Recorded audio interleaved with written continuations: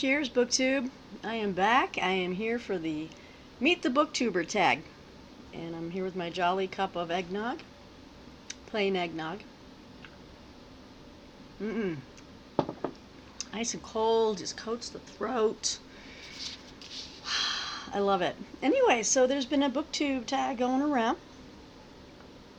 And I think I just finished filming a long video, and I think I'm going to post that second. So this one's going to go first, but in the first one I mentioned I'm going to make this. Anyway, I'm doing it backwards.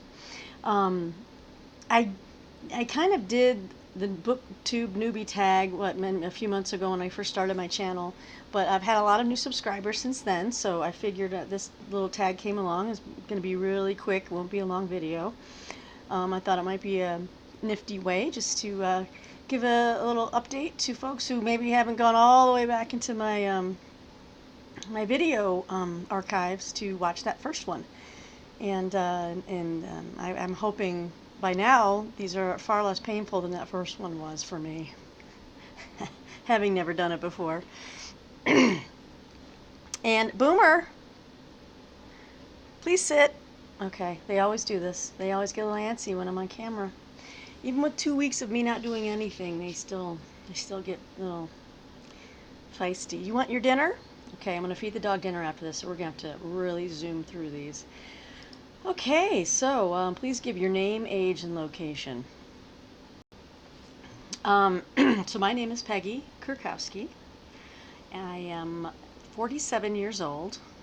You know, some people make up numbers. I really don't care. I'm 47. And I live just outside Denver, Colorado. I have lived here about 20 years, 21 years.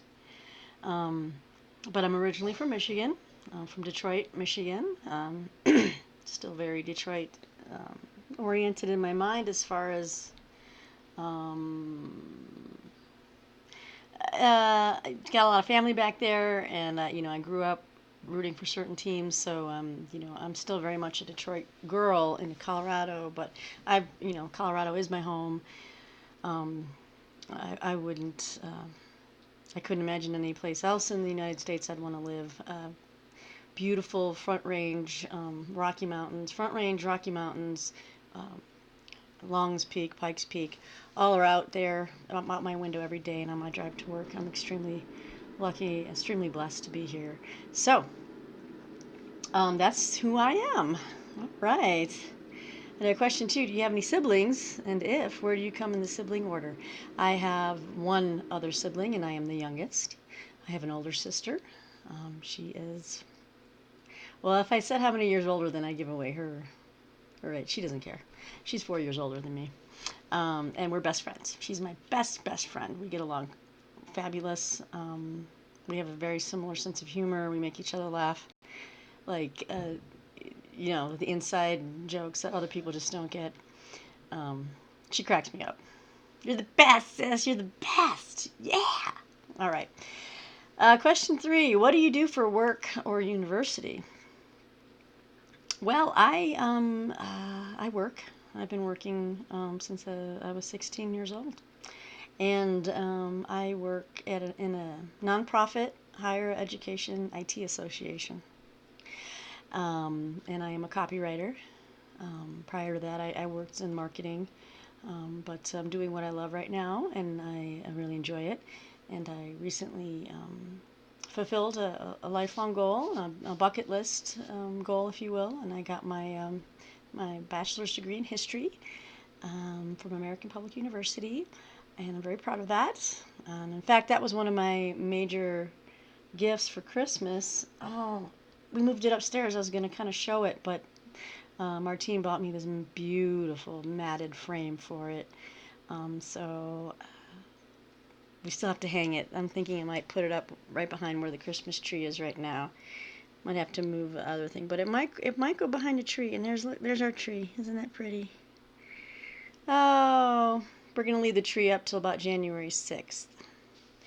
And normally I take it down on like New Year's Day, but Martine's like 12 days of Christmas doesn't come down until January 6th, which also in the church calendar is Epiphany. If any, I'm sure many of you who are Christian know this. Epiphany. I love that. epiphany. So that'll be up till January 6th. But anyway, that's what I do for work, and yeah, yeah. What else can I say about that? Nothing too crazy and exciting. Question 4: do you have kids? No, but I do have three animals that often make me feel like I have 2-year-olds running around. They're always getting into things, or I'm constantly getting up to do something for them, with them. But I love them. Gidget, Goldie, and Boomer. 2 Chihuahuas and a miniature Schnauzer. They keep us busy. They bring us a lot of joy. Um, well, I just answered question 5. Do you have any pets? So there you have it. No kids, but we do have pets, and they take up a lot of our attention and time.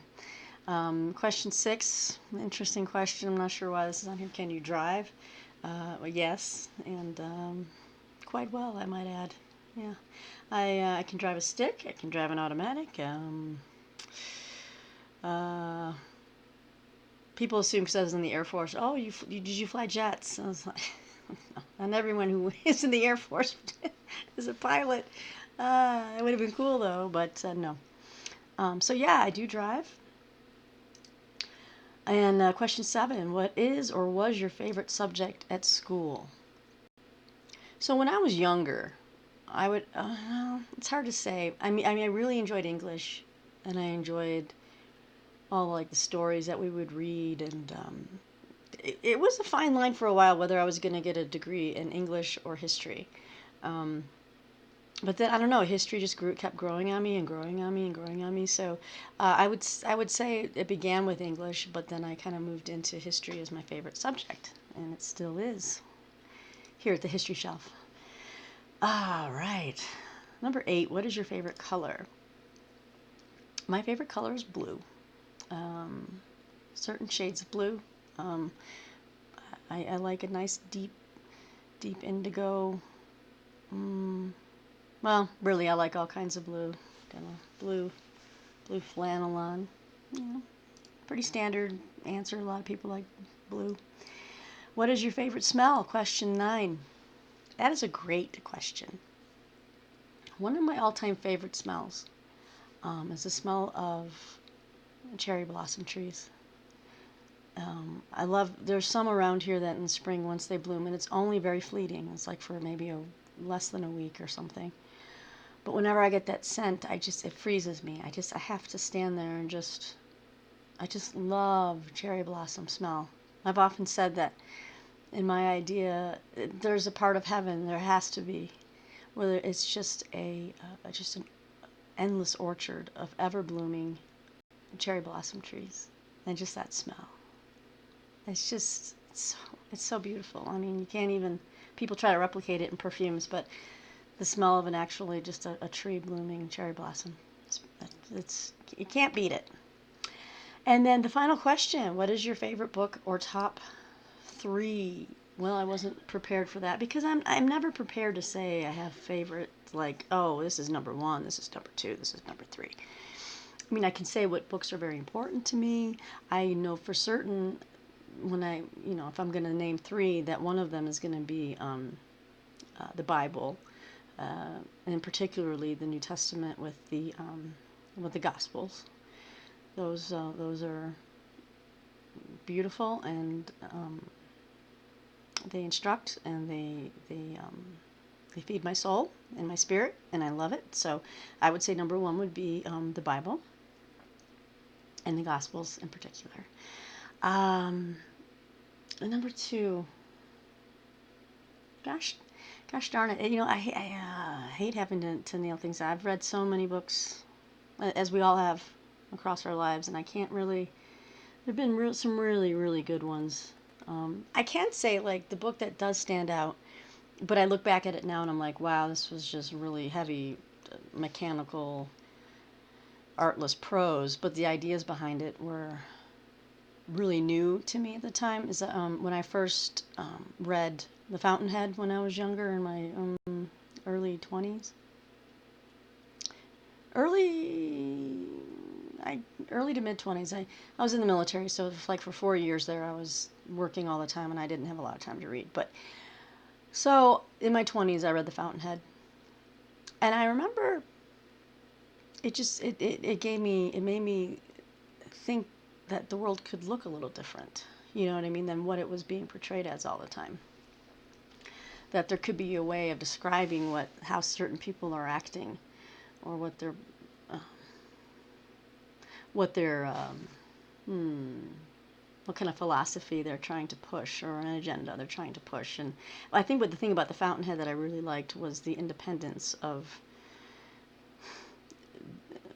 Howard Rourke, the independence of mind and of creativity, and he wouldn't let it be manipulated. He wouldn't let anyone else lay claim to his creativity, to his work. I just thought it was amazing. It's pretty awesome stuff. Of course, I mean, Ayn Rand was, it's kind of like written as, there's a lot of just political screed going on there. But if you get underneath some of that, there's some really interesting individual, um, statements of again, just someone standing on their own 2 feet, which is pretty powerful when you're first going out in life. To have that type of to read that type of book that says, that there could be, you can do this, you could be this, you can be whatever you want to be. Of course, whether that's really true or not with life itself and how things are structured, that's not always the case. But um, I don't know. I think just being true to yourself and your dream and your vision and your passion, I think, is a very worthwhile thing to say. So I think that was one of the books that really sticks out to me. Um, I don't know if there's a third. I'm probably going to remember it after this video and just, kick myself for it. But mm, mm, I don't know. I think the books of David McCullough were really good as far as really opening the floodgates of my history reading on a wider scale. I was a big into Civil War stuff and read all the time life Civil War Civil War books on it. And then I kind of stayed there for a little bit. And then John Adams came out, that big massive biography by David McCullough, and I think my mom got it for me, or my sister. Someone got it for me for Christmas or something. And I was like, okay, well, I'll try this.